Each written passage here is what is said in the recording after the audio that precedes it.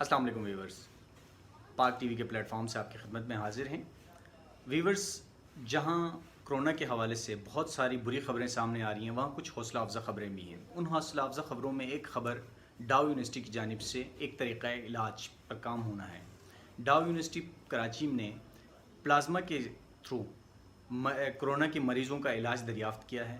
वो तरीक़ा इलाज क्या है और वो किस तरीके से काम करता है, इस हवाले से डाउ यूनिवर्सिटी के डॉक्टर शौकत अली हमारे साथ हैं। हम उनसे बात करते हैं। अस्सलाम वालेकुम सर। वालेकुम अस्सलाम। बहुत शुक्रिया सर हमारे लिए टाइम निकालने का। सर, इस तरीके इलाज के हवाले से हमें बताएं कि किस तरीके से काम करता है। तो पहले तो मैं पैसिव इम्यूनाइज़ेशन के बारे में थोड़ा एक्सप्लेन करना चाहूँगा कि पैसिव इम्यूनाइज़ेशन एक ऐसी टेक्निक है जिसमें प्री मेड एंटीबॉडीज़ जो है वो किसी भी शख्स को दी जाती हैं ताकि उसको रिकवरी में मदद की जा सके। इसका मकसद ये होता है कि जब कोई शख्स किसी बीमारी से सफ़र कर रहा होता है, किसी इन्फेक्शन से सफ़र कर रहा होता है, तो उस इन्फेक्शन के ख़िलाफ़ या उस वायरस के ख़िलाफ़ या उस बैक्टीरिया के ख़िलाफ़ जिसकी वजह से वो बीमारी हो रही होती है, तो उस शख्स के अंदर एंटीबॉडीज़ बन जाती हैं। जब ये शख्स रिकवर कर जाता है तो ये एंटीबॉडीज़ उसकी जो है वो ब्लड में मौजूद रहती हैं और ये ब्लड से फिर लेके किसी और पेशेंट के काम आ सकती हैं। ये तरीक़ेकार कहलाता है पैसिव इम्यूनाइज़ेशन का और ये प्री मेड एंटीबॉडीज़ किसी शख्स को मदद कर सकती हैं रिकवरी में। ये जो पैसिव इम्यूनाइज़ेशन के 2 तरीके कि एक तरीका तो यही है कि किसी भी शख्स से ब्लड लेके, उससे प्लाज़्मा लेके उसको प्लाज़्मा को डायरेक्टली किसी दूसरे शख्स में ट्रांसफ्यूज़ कर दिया जाए, ताकि ये जो एंटीबॉडीज़ बनी हुई थी, ब्लड के अंदर मौजूद थी, ये किसी दूसरे शख्स में जा सकें।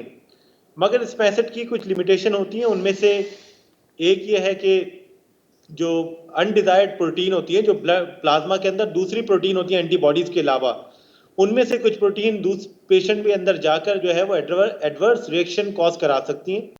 उसके अलावा अगर किसी वायरस से ये डोनर जो है वो इन्फेक्टेड है, तो ये वायरस जो है वो रिसिपिएंट की बॉडी में, जो शख्स इस प्लाज़्मा को रिसीव कर रहा है, उसकी बॉडी में भी जा सकती हैं। साथ-साथ इसकी एक अच्छाई ये है कि ये रेडिली अवेलेबल होता है कि इसमें बहुत ज़्यादा प्रोसेसिंग इन्वॉल्व नहीं होती। एक दूसरी टेक्निक जो है पैसिव इम्यूनाइज़ेशन की, जिसको हमने इंट्रोड्यूस कराया है for Covid patient, is intravenously administered immunoglobulin, IVIG जिसे कहते हैं। ये असल में पैसिव इम्यूनाइज़ेशन जो अभी मैंने डिफ़ाइन की, उसी का एक सब्सिक्वेंट प्यूरिफिकेशन का तरीक़ेकार है, जिसमें पेशेंट से डोनर से ब्लड लेके, उस ब्लड में से प्लाज़्मा लेके, प्लाज़्मा से एंटीबॉडीज़ को प्यूरिफाई कराया जाता है। एक ऐसी फॉर्मुलेशन में लाया जाता है जो कि एक्सेप्टेबल हो रिसिपिएंट की बॉडी में, और क्योंकि ये एंटीबॉडीज़ प्यूरिफाइड फॉर्म में होती हैं, तो ये रिस्क फ्री मेथड होता है। सर, ये बताइएगा कि क्या वैक्सीन के ऊपर भी कोई काम हो रहा है आपकी जानिब से, और ये तरीका इलाज किस तरीके से मुमकिन हुआ? नहीं जी, हमारा जो ग्रुप है, हमारा जो पर्टिकुलर ग्रुप है, हमारा जो है वो फर्स्ट डे से टारगेट यही था, क्योंकि हमारे यहाँ डॉ यूनिवर्सिटी ऑफ हेल्थ साइंसेज में इम्यूनोग्लोबुलिन से रिलेटेड एक प्रोजेक्ट को मैं लीड कर रहा था ऑलरेडी, और पिछले 4 साल से।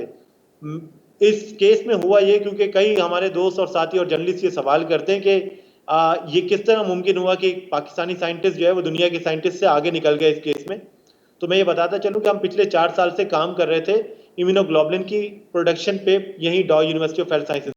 वो एक्सपीरियंस हमारे पास ऑलरेडी मौजूद था।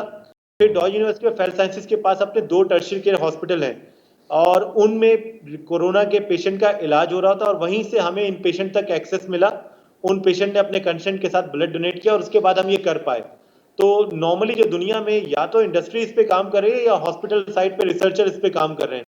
ये एक बहुत अच्छा कॉम्बिनेशन था जो डॉ यूनिवर्सिटी ऑफ हेल्थ साइंसेज में एग्जिस्ट करता था, जिसकी वजह से हम दुनिया में जो दूसरी इंडस्ट्रीज इसको करना चाह रहे हैं इस वक्त, उनसे हमने सबकत ले ली और जल्द कर पाए। सर, ये बताइएगा कि इस तरह के इलाज पे लागत कितनी आएगी? लागत का एग्जैक्टली अभी इसलिए नहीं बताया जा सकता कि जब तक हम इसके डोजेज डिसाइड नहीं कर लेंगे, जिसके लिए हम क्लिनिकल ट्रायल की एप्लीकेशन डाल रहे हैं।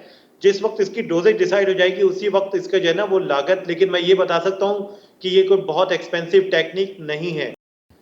ये हमारे मुल्क में आईवीआईजी, टेटनस और रेबीज के अगेंस्ट बाहर से इंपोर्ट की जाती है, और इसकी भी तकरीबन उतनी ही कॉस्ट आएगी जो इंपोर्टेड प्रोडक्ट की, जो एंटी रेबीज के केस में, टेटनस के केस में जितनी कॉस्ट आती है, इससे ज़्यादा कॉस्ट नहीं आएगी। बहुत शुक्रिया सर, आपने अपने कीमती वक्त निकाला हमारे लिए और हमारे नाज़रीन को बताया कि क्या ये तरीक़ा इलाज क्या है और किस तरीके से मरीज़ों का इलाज मुमकिन है। बहुत शुक्रिया।